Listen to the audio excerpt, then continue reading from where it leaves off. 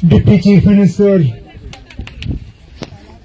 जनाब सुरेंद्र चौधरी साहब, हमारे मुकामी एमएलए जो हाल ही में आपके वोटों के जरिए यहां से कामयाब होकर आए हैं, जनाब प्यारेलाल शर्मा साहब, एडमिनिस्ट्रेशन के हमारे डीसी साहब, एसपी साहब, आज हमारे स्टेट सेक्रेटरी, हमारे स्कूल के प्रिंसिपल, यहां जमा हुए भाइयों, बुजुर्गों, नौजवान साथियों, आप सबको मेरे तरफ से अस्सलाम वालेकुम और आदाब। आज ना कोई सियासत करने का मौका है, ना कोई लंबी बात। इस इलाके में एक ऐसा हादसा हुआ जिससे कि कई सारे घर जो हैं वो तबाह और बर्बाद हुए। अफसोस की बात यह है कि यह पहली मर्तबा नहीं है, ये होता रहता है। हम नए सिरे से बसाते हैं, कुछ साल निकल जाते हैं और फिर हो जाता है। अफसोस की बात यह भी है कि बाकी जगहों में हम 21वीं सदी की बात करते हैं, यहां पे तो कभी कभी लगता है कि हम 20वीं सदी तक भी नहीं पहुंचे। यहां मोबाइल सिर्फ कैमरा के लिए है, क्योंकि इस मोबाइल के जरिए बात नहीं होती। और ये टावर कंपनी वाले भी हमारे साथ मजाक करते हैं, क्योंकि फोन पे तो वो जो सिग्नल का वो निशान होता है वो तो भरा हुआ है। एक लाइन नहीं, 2 लाइन नहीं, 5 के 5 लाइन फोन पे मुझे दिखे। लेकिन जब मैंने फोन इस्तेमाल करने की कोशिश की तो पीछे से मुझे कहा, ना ये तो सिर्फ दिखावा है, इसमें करंट नहीं है। यहां आग लगी, अनंतनाग से हमें फायर सर्विसेज की गाड़ी मंगवानी पड़ी। 6.5 घंटे लगे उस गाड़ी को यहां पहुंचते हुए। और जैसे मैंने वहां कहा, आग रुकती नहीं है ना।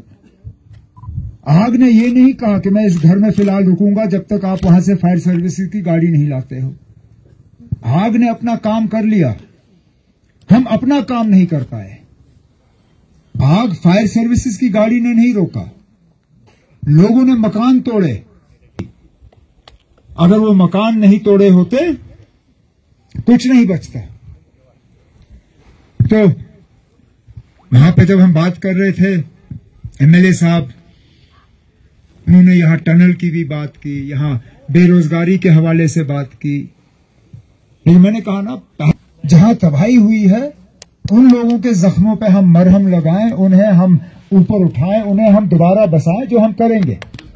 लेकिन उसके बाद हमारा फर्ज बनता है ना कि हम आप लोगों को भी जरा हाथ पकड़ के आगे ले जाएं। मुझे तो कभी कभी ऐसा लगता है कि इन इलाकों में आप लोग सिर्फ हमें साल में, मतलब 5 साल में एक बार देखते हो। हम आते हैं, वोट लेते हैं, फिर गायब हो जाते हैं और फिर अगले इलेक्शन तक। इसलिए मैंने आज प्यारेलाल जी को कहा श्रीनगर से, मैंने कहा मेरा पहला दौरा यहां पे होगा, आप मेहरबानी करके पहुंचे, क्योंकि मैं लोगों को यह एहसास देना चाहता हूं कि मुश्किल दौर में आप अपने आप को अकेले नहीं पाओगे। ये आपकी हुकूमत है, किसी और की नहीं। और इस हुकूमत की जिम्मेदारी है कि वो आपके मुतालबे और मुश्किलात हल करें। ये वहां पे मैंने मौके पे ऐलान किया है कि यहाँ पे मड़वा वार्डवन में 2 फायर सर्विसेज के जो हैं स्टेशनों का हम इंतजाम करेंगे, ताकि खुदा ना खास्ता अगर दोबारा कहीं पे आग लगे तो हमें 6 घंटे 7 घंटे जो है फायर सर्विसेज की गाड़ी के लिए इंतजार ना करना पड़े। का जो मसला है, एमएलए साहब ने गुजारिश की कि यहाँ स्पेशल भर्ती का जो सिलसिला होता था, यहाँ पे हम मौके पे भर्ती कराते थे। इंशाल्लाह मैं आपको यकीन दिलाता हूं, क्योंकि इलेक्शन के दौरान मैं यहां तकरीर कर नहीं सका, मैं आया नहीं, लेकिन आपको यकीन दिलाता हूं कि एमएलए साहब ने जो स्पेशल भर्ती और यहाँ बेरोजगारी को कम करने के लिए जो डिमांड्स रखे हैं, इंशाल्लाह इनकी बातों पे अमल किया जाएगा और यहाँ पे स्पेशल भर्ती का सिलसिला जो है हम लगा के रखेंगे ताकि नौजवान जो है वो मुलाजमत और रोजगार हासिल कर सकें। बाकी जो टनल का काम है उसके लिए भी हम डीपीआर और प्रोजेक्ट तैयार करके मरकज से बात करेंगे ताकि साल के 6 महीने आप लोग कट ना जाए। नहीं तो क्या फायदा ना। आप किश्तवाड़, मुझे प्रेस वाले ने पूछा, कहा ना है तो ये जिला किश्तवाड़ के साथ, लेकिन इनको ज्यादा आसान होगा अनंतनाग। मैंने कहा ना दोनों तरफ से मुश्किल है। अगर वो इलाका भी साल में 6 महीने कट जाता है तो ये इलाका भी साल में 6 महीने कट जाता है। ऐसा नहीं है कि आपको एक तरफ से ज्यादा आसान और दूसरी तरफ से थोड़ा मुश्किल। तो ऐलान कर रहा हूँ, वज़ीर आज़म साहब का रिलीफ आ जाएगा। फिर जो रकम एमएलए साहब ने जहाँ दिया है, जो मैंने अभी ऐलान किया है, जो हुआ है और जो वज़ीर आज़म साहब की तरफ से आएगा, उसके बाद जो फर्क रहेगा वो फर्क जो है हम पूरा कर लेंगे। तो हम आपके मकान भी तैयार करेंगे। जिस तरह एमएलए साहब ने कहा, यहाँ माड़वा वार्डन में हमें 2 कम से कम फायर सर्विसेज के स्टेशन जो है यहाँ बना के फायर सर्विसेज की गाड़ियां यहाँ तैनात करनी होंगी।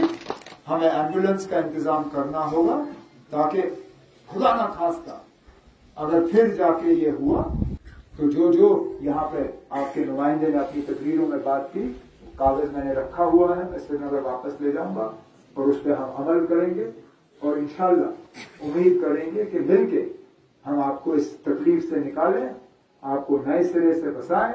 और जो फिर लंबी बातें हुई स्पेशल रिक्रूटमेंट की, यहाँ पे मुलाजमत की, यहाँ पे टनल की, बाकी चीजों की, मैं कहता हूँ इस खूबसूरत वादी में अगर ये टनल बने तो टूरिज्म का जो यहाँ पे दबाव होगा, आप लोग सरकारी मुलाजमत ढूंढोगे भी नहीं।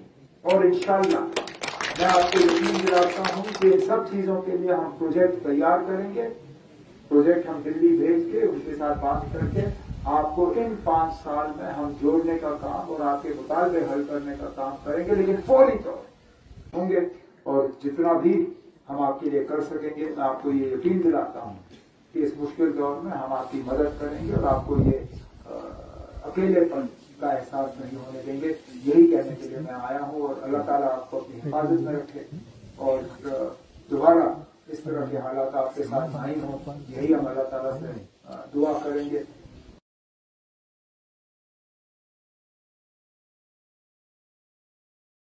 जो भी आपके मुतालबे और मुश्किलात हैं, मौके पर हम ऐलान करके उनको हल करके आपको दे देंगे। यही मैं आपको और आपके एमएलए साहब को यहाँ यकीन देने आया हूँ कि ये हुकूमत आपकी है।